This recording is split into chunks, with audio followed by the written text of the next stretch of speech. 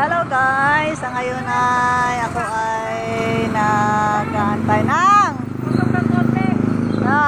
masasakyan na ay akala ko nandyan na. Pero ako ay papunta ng market. Dito na ako bumaba dahil bumili na ako ng manok at pinauwi ko na rin sa aking anak at sinamahan ko na rin ng murang sampalok. Ang murang sampalok ay yung bagong tubong dahon ng sampalok, yung berdeng-berde. Yan ko binili sa tindahan na yan.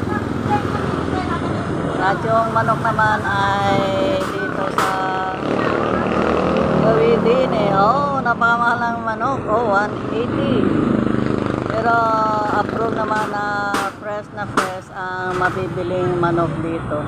Hindi ka magsisisi.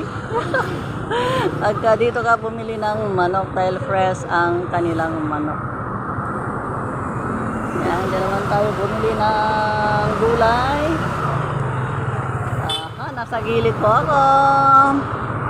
Kala nyo lang na ako'y nasa gitna. Habang ako nga ay nag-aabang ng masasakyan, ay dito muna ako nakaparada. Sabi siguro ay palengke. Kahit maraming sasakyan ay mahirap pa rin. Yan, tingnan mo, ang daming mga bumibili. Doon nga ako sa Gawidon para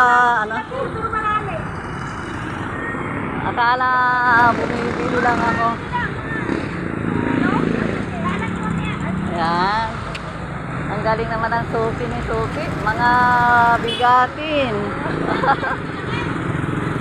Ayan, padalas ang dating ng mga bumibili dito sa ating suki ng manok.